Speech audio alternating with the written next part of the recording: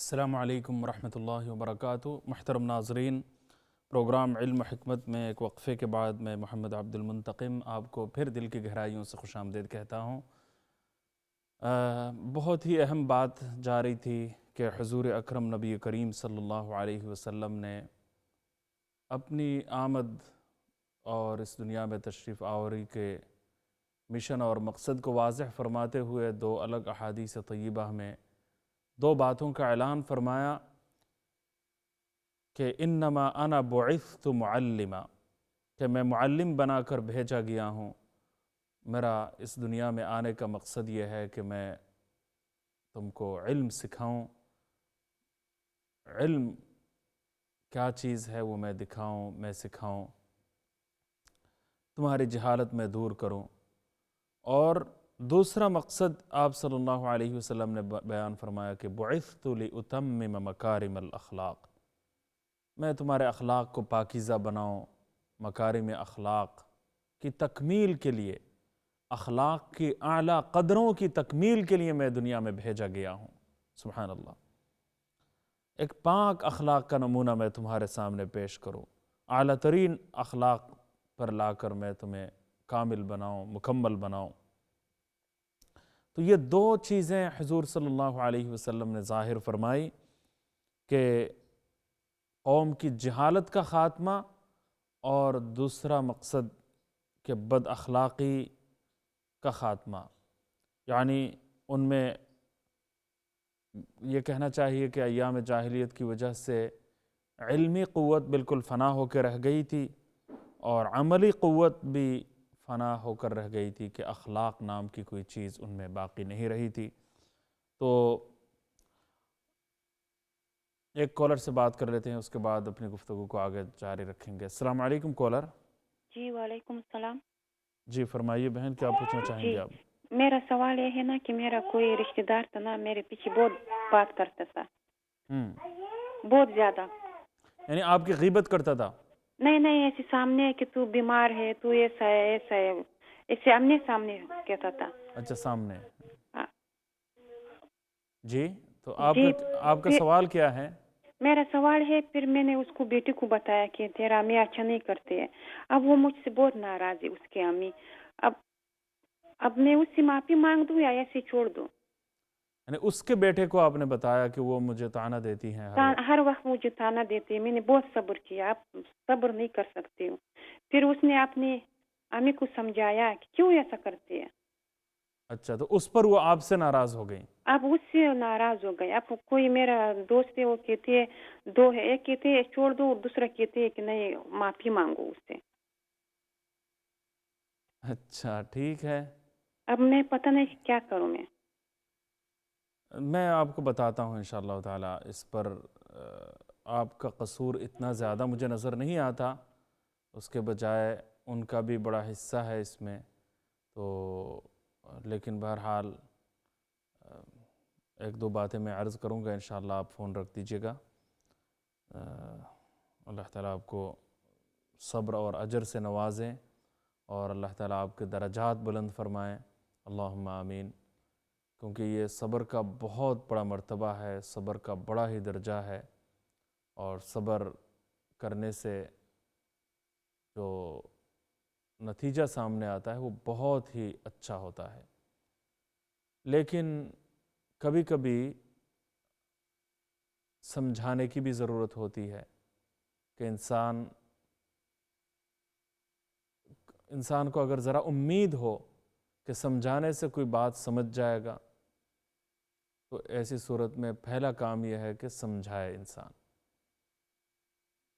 اس میں تھوڑی سی بعض لوگوں کو اس میں بھی تکلیف ہوتی ہے، تکدر ہوتا ہے، اور وہ پھر ایسے لوگوں کی وجہ سے ہوتا ہے کہ جو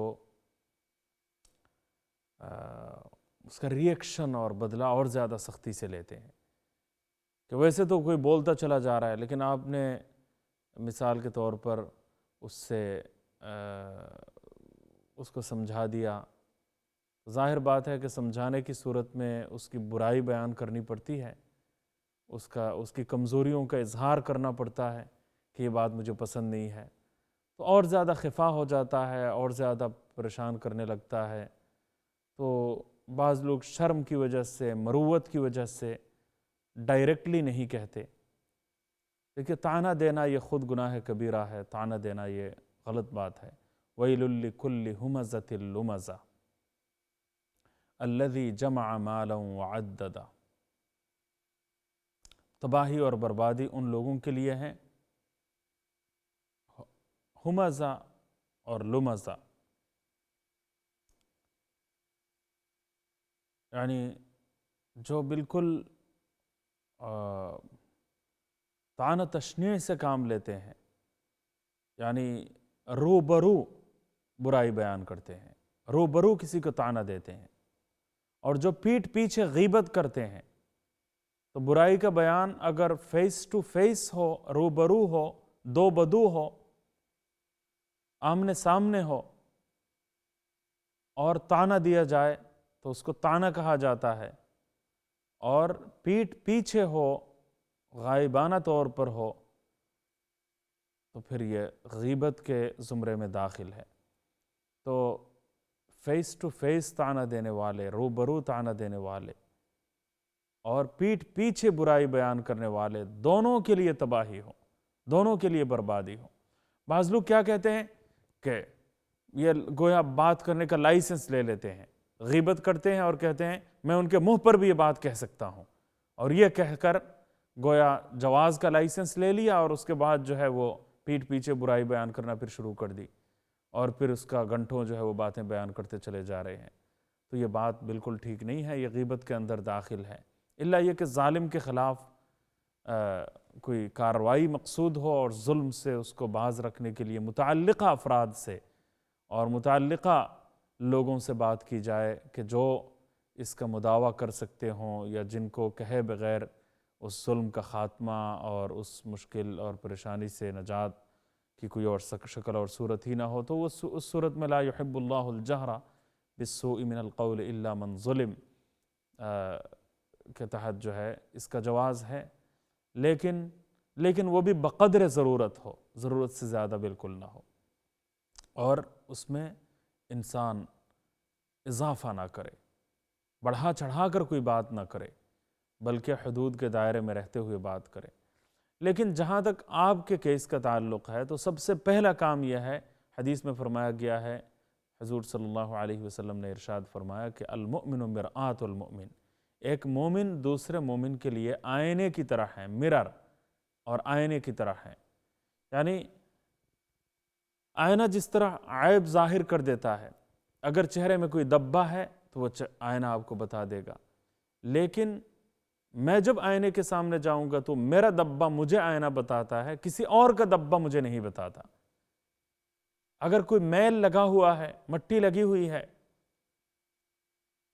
تو پھر اس کا ذکر دوسروں سے مرر نہیں کرتا، آئینہ نہیں کرتا، بلکہ جو جاتا ہے اسی سے کرتا ہے، جس کا عیب ہے اسی سے کہتا ہے. تو اس سے ایک سبق ملتا ہے کہ حضور صلی اللہ علیہ وسلم نے آئینے کے ساتھ مومن کو تشبیہ دی کہ ایک مومن دوسرے مومن کے لیے آئینے کی مانند ہے. تو اس کا مطلب یہ ہے کہ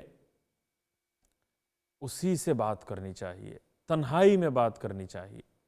میں جب آئینے کے سامنے جاؤں گا تو آئینہ مجھے تو بتا دے گا، چپکے سے بتا دے گا، کسی اور کے سامنے اس کا اظہار نہیں کرے گا، دوسروں کے سامنے مجھے شرمندہ نہیں کرے گا، اور اوروں کو کہتا نہیں پھرے گا کہ فلاں کے چہرے پر داغ لگا ہوا ہے، دبہ ہے، اور مجھے معلوم ہے، اور میرے پاس رپورٹ موجود ہے.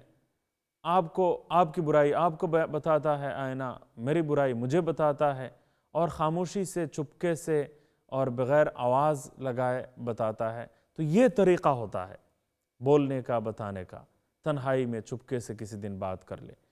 لیکن یہاں بھی استثناء ہے کہ اگر کسی کے بارے میں یہ توقع ہو، اندازہ یہ ہو، تجربہ یہ ظاہر کرتا ہو کہ نہیں وہ اس کا برا منائے گا، پھر اور زیادہ تکلیف پہنچائے گا، تو اس کے لیے یہ ہے کہ رب حجر جمیل عن مخالطۃ مؤذیہ وہجرہم حجرا جمیلا کا حکم ہے کہ کسی سے انسان کسی کی برائی سے بچنے کے لیے، اس کے ظلم سے، اس کی تکلیف سے، اس کی ایذا رسانی سے، تکلیف پہنچانے سے اپنے آپ کو بچانے کے لیے انسان ذرا دوری اختیار کرے اور اس حد تک دوری اختیار کرے تاکہ اس کے ظلم سے، اس کی برائی سے، اس کے طعنے سے انسان بچ جائے، تو اس کی بھی گنجائش ہے۔ اور یہ دونوں صورتیں اگر کوئی کارگر نہ سمجھے تو تیسری صورت یہ ہے کہ کسی اور سے بات کر لی جائے اور پھر تاکہ وہ سمجھائے۔ تو یعنی مظلوم اگر کوئی ہے، طعنہ کوئی کسی کو دیتا ہے تو ظاہر بات ہے تکلیف ہی پہنچاتا ہے، اور تکلیف پہنچانے کی صورت میں جس کو تکلیف پہنچائی جا رہی ہو وہ مظلوم ہے، تکلیف پہنچانے والا ظالم ہے اور ظلم کا مرتکب ہے۔ لہٰذا ظلم کے خلاف آواز اٹھانے میں شرعاً عام حالات میں کوئی حرج نہیں ہونا چاہیے، لیکن فتنے سے امن کی شرط پر اور کسی اور قسم کی کوئی پریشانی اگر نہ ہوتی اور آپ تنہائی میں سمجھاتی تو اس صورت میں آپ کے لیے تنہائی میں سمجھانا یہ بیسٹ وے اور اصل طریقہ ہے اور اہم طریقہ ہے، اور یہی سنت ہے، بجائے اس کے کہ دوسروں کے سامنے بات کی جائے۔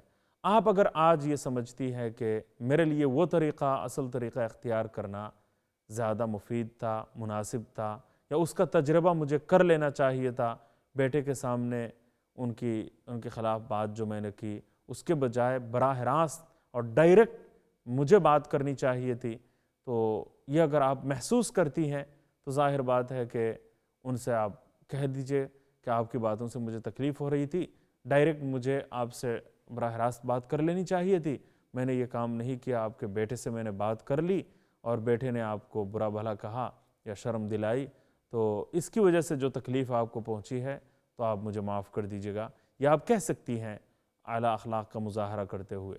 لیکن اگر کوئی بہت ہی ظالم ہے اور اس قسم کی کارروائی کرنے اور حرکت کرنے کے نتیجے میں اپنی برائی میں اور بد اخلاقی میں اور زیادہ اضافہ کر دے گا، تو اس صورت میں اس کے لیے خاموشی اختیار کرنے کی بھی گنجائش معلوم ہوتی ہے کہ اس طرح کرنے کے نتیجے میں اگر وہ اور زیادہ برا منانا شروع کر دے، اور زیادہ تکلیف پہنچانا شروع کر دے، اور اس تکلیف سے بچنا بظاہر آپ کے لیے مشکل معلوم ہو اور آپ اس سے بالکل دوری اختیار کرنا آپ کے لیے ممکن نہ ہو، تو ایسی صورت میں آپ کے لیے خاموشی اختیار کرنا اس کی بھی گنجائش معلوم ہوتی ہے۔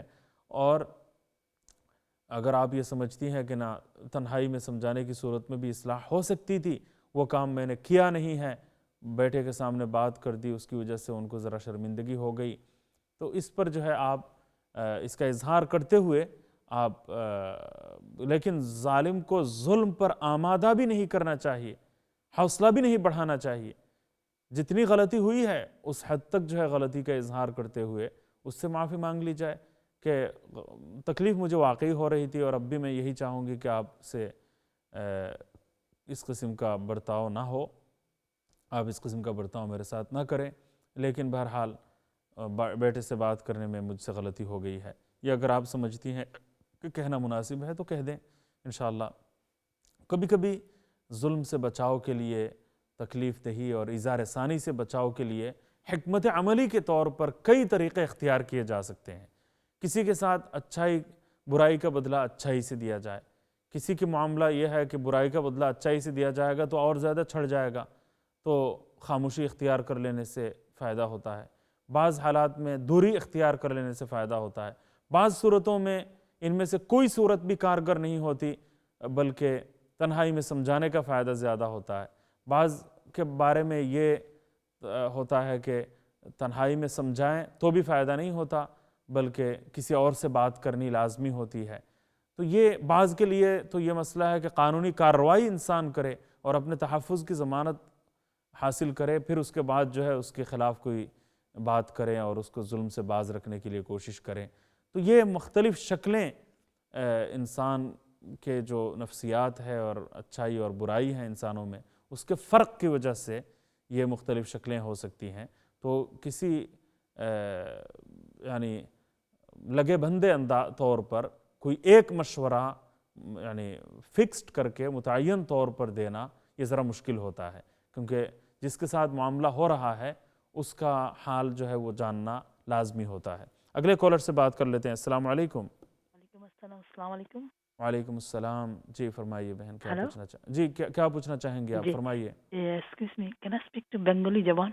جی جی جی بات আচ্ছা, আমি একটা একটা কথা শুনছি, ওই যে আপনার যে জুনায়েদ জামশেদ, জি উনি একটা ইস্তেমাতে বলেছেন, ইস্তেমা অথবা ওই যে তাবলিগে জামাতে বলেছেন, আদল একটা শব্দ ইউজ করছেন। আদল শব্দটা উর্দু, আমি এটার মিনিংটা জানি না, আমি ফোনটা রাখলে পরে একটু বললে ভালো হবে। আদল, আদল আদল আদল ওর যায় উনি বলছেন। इंसाफ আমি এটা ওয়ার্ডটা आदल माने इंसाफ जस्टिस आदल के माना है इंसाफ जस्टिस আদল ইস কাইন আইন আইন আইন কানুন। हाँ आदल ইয়ে आदल जस्टिस জাস্টিস। इंसाफ न्याय विचार থ্যাংক ইউ ভেরি মাচ। न्याय আসসালামু न्याय আলাইকুম, विचार আল্লাহ হাফেজ। जी जज़ाकुमुल्लाह खैरन। तो वो माशाल्लाह जुनैद जमशेद का एक ख़िताब वो सुन रही थी, तो उसमें आदल का लफ्ज़ आया है, तो मतलब समझ में नहीं आ रहा था, तो उसका बंगला तर्जुमा मैंने कई अल्फाज के साथ पेश कर दिया। तो अल्लाह ताला माशाल्लाह आप अंदाज़ा लगाइए कि जुनैद जमशेद साहब की वफ़ात हुई, शहादत हुई, तैयारा का हादसा हुआ। तो मैंने देखा एक प्रोग्राम में हामिद मीर साहब बता रहे थे कि जहाँ जहाँ तक उर्दू बोलने वाले हैं उनको बड़ा ही सदमा हुआ। तो उसी वक्त मुझे एतराज़ हुआ, यानी उनको ख़ुद पता ना हो कि मैंने महसूस ये किया कि पूरे बांग्लादेश में, हिंदुस्तान में दूसरी ज़ुबान बोलने वाले जितने लोग हैं उनमें भी बराबर का सदमा महसूस हुआ। यानी बंगला ज़ुबान बोलने वाले पूरे बांग्लादेश में फ़ेसबुक स्टेटस का हाल और न्यूज़ फीड में जो ख़बरें मैंने देखी, तो मुझे अंदाज़ा ये हुआ कि यानी जिस तरह पूरा पाकिस्तान सोगवार था, उर्दू कम्युनिटी सोगवार थी, इसी तरीके से पूरा बांग्लादेश भी सोगवार नज़र आया मुझे। और अल्लाह ताला उनको करवट करवट जन्नत नसीब फरमाए। अल्लाह ताला जब किसी से मोहब्बत करता है तो उसकी मोहब्बतें हर एक के दिल में पैदा कर देता है। हर आँख उसकी मोहब्बत में नमनाक हो जाती है, अश्कबार नज़र आती है, और हर दिल गमगीन हो जाता है। और ऐसी ही मोहब्बत हमें उनके हवाले से देखने में आई। और बाज़ लोग तो यानी ख़वातीन और मर्द माशाअल्लाह, चाहे वो पाकिस्तान के हों, बांग्लादेश के हों, सब में बराबर का गम पाया जाता है। और उनकी मोहब्बत रह रह कर उनकी याद हर एक को सता रही है, और उनकी यादें यानी ज़िंदगी भर हर एक के लिए बहुत ही परेशान कुन होगी। अल्लाह ताला उनको करवट करवट जन्नत नसीब फरमाए। और वाकई इंसान सो भी जाए तो मोहम्मद का रोज़ा करीब आ रहा है, तो ये उनकी नातें जो हैं माशाअल्लाह ज़ुबान ज़द आम मालूम होती हैं, और दिल की गहराइयों की आवाज़ अब हो गई है माशाअल्लाह। दिल के जज्बात और कैफियत में उनकी नातें रच बस गई हैं, और हवाओं में वो आवाज़ें माशाअल्लाह सुनाई दे रही हैं। गायबाना उनकी सदाएँ गोया कान में रस घोलती हुई महसूस होती हैं। तो अल्लाह ताला इन आवाज़ों का जादू जगाते रहें, और उनकी वजह से दिलों को इश्क़ रसूल और मोहब्बत रसूल से अल्लाह ताला मामूर फरमाए। हुज़ूर सल्लल्लाहु अलैहि वसल्लम जिस रबीउल अव्वल के महीने में इस दुनिया को खैरबाद कहते हुए आप तशरीफ़ ले गए थे, उसी महीने में उस नबी करीम सल्लल्लाहु अलैहि वसल्लम के एक मद्दाह, एक नात ख़ां और एक अज़ीम सना ख़ां को भी अल्लाह ताला ने बुला लिया, अपने पास बुला लिया। इंशाअल्लाह अल्लाह ताला उनकी इन मोहब्बतों का ज़रूर सिला अता फ़रमाएगा। हम भी उनके लिए दुआ करते हैं। खैर, मैं ये अर्ज़ कर रहा था कि हुज़ूर अकरम नबी करीम सल्लल्लाहु अलैहि वसल्लम जिस दौर में इस दुनिया में तशरीफ़ लाए, उस दौर में पूरी दुनिया को दो बहरानों का सामना था। दो बहरानों का सामना था। एक बहरान ये था, क्राइसिस ये था कि पूरी दुनिया जहालत की गठाठोप तारीकी में डूबी हुई थी, और दूसरा बहरान ये था कि पूरी दुनिया में जुल्म था, नाइंसाफ़ी थी, अखलाक़ी दिवालियापन था, अखलाक़ी पस्ती की इंतहा को लोग उस ज़माने में पहुँचे हुए थे। तो आप सल्लल्लाहु अलैहि वसल्लम को इन दो बहरानों का सामना था। आपने ऐलान फरमाया इन्नमा अना बुइस्तु मुअल्लिमा, कि मैं मुअल्लिम बनाकर भेजा गया हूँ ताकि तुम्हें जहालत की तारीकी से निकाल कर इल्म की रोशनी की तरफ मैं ले आऊँ, और इल्म की लज्जतों से तुम्हें मैं आशना करूँ, اور حقیقی علم کے لطف سے تمہیں شادکام میں کروں، یہ ایک پہلا کام ہے، پہلی ذمہ داری ہے، اور پہلا ایک مقصد بعثت ہے۔ اور دوسرا اعلان آپ صلی اللہ علیہ وسلم نے فرمایا کہ اب اخلاقی پستی کا دورہ ہے، ظلم کا راج ہے، اور ہر بڑا چھوٹے پر ظلم کر رہا ہے، اور ایذا رسانی کے اژدہے چاروں طرف پل رہے ہیں، اور ہر کوئی دوسرے پر ظلم کرتا ہوا نظر آتا ہے، ہر بڑا چھوٹے پر ظلم کر رہا ہے، ہر طاقتور کمزور پر اپنی پنجہ آزمائی میں مشغول ہے اور تکلیفیں پہنچانے میں مشغول ہے۔ کوئی زبان سے تکلیف پہنچاتا ہے، ہاتھ سے تکلیف پہنچاتا ہے، طور و طریق سے تکلیف پہنچاتا ہے، طرز عمل سے تکلیف پہنچاتا ہے۔ کہاں طرز عمل سے بھی تکلیف پہنچانا حرام ہو، ناجائز ہو، وہاں پر زندہ انسانوں کی کھالیں اتار لی جائیں، وہاں ذبح کر ڈالا جائے، وہاں معصوم بچوں کے اوپر اندھا دھند کلہاڑیاں چلائی جائیں، اور پوری دنیا چپ سادے بیٹھی رہے۔ ایام جاہلیت میں بھی ظلم و ستم کی ایسی نظیریں ہمیں نہیں ملتی جو آج ہمیں دکھائی دے رہی ہیں، اور آج دنیا میں جو مظالم ہو رہے ہیں، جو پریشانیاں ہو رہی ہیں، اور جس قسم کے مظالم مسلمانوں کے اوپر برپا کیے جا رہے ہیں، ان مظالم کی داستان ہمیں ایام جاہلیت میں بھی نہیں ملتی۔ حضور صلی اللہ علیہ وسلم بھی ایسے ہی حالات میں آئے، اور آپ نے فرمایا کہ میں ان دونوں بحرانوں سے میں نکالنا چاہتا ہوں۔ چنانچہ آپ صلی اللہ علیہ وسلم نے امت کو نکالا بھی، اور اعلیٰ علم کی روشنی بھی آپ نے پھیلائی، اور اسی کے ساتھ ساتھ اعلیٰ اخلاق کے کمالات بھی آپ نے دنیا میں، اعلیٰ اخلاق کے کمال کا اعلیٰ اخلاق دنیا میں قائم فرمائے کہ وَيُؤْثِرُونَ عَلَىٰ أَنفُسِهِمْ وَلَوْ كَانَ بِهِمْ خَصَاصَةٌ کے مناظر دنیا کو دیکھنے کو ملے۔ سبحان اللہ العظیم۔ جو لوگ ایک دوسرے کے خون کے پیاسے تھے، جو ایک دوسرے کو مارنے پر تلے ہوئے تھے، جو ایک دوسرے کی دشمنی میں دن رات منفی سوچ میں ڈوبے ہوئے تھے، ایسے لوگ اس قدر شیر شکر ہو گئے، بھائی بھائی بن گئے کہ اپنا سب کچھ قربان کر کے دوسروں کو فائدہ پہنچانے کی فکر میں رہتے تھے۔ میدان جنگ میں بھی خود پانی نہیں پیا، دوسرے بھائی کو پلا دیا، دوسرے نے بھی نہیں پیا، تیسرے کو پلانے کے لیے کہا، یوں سب شام شہادت نوش کر گئے اور کسی نے بھی پانی نہیں پیا۔ اور کہاں ایک دوسرے کے خون کے پیاسے تھے، وہاں خود کھائے بغیر، بچوں کو کھلائے بغیر، سب کو بھوکا رکھتے ہوئے، خود بھوکا رہتے ہوئے مہمانوں کو کھانا کھلایا، خود بھوکے رہے۔ یہ اعلیٰ اخلاقی اقدار حضور صلی اللہ علیہ وسلم نے پیدا کی، اور ان دونوں بحرانوں کا آج بھی دنیا کو سامنا ہے۔ اگرچہ علم کی بڑی ترقی کا ڈھونگ رچایا جاتا ہے، لیکن حقیقی علم سے دوری ہے، اور یہ دنیاوی معلومات ہیں، صنعت و حرفت ہے۔ حقیقی علم کی روشنی سے دنیا آج بھی محروم نظر آتی ہے۔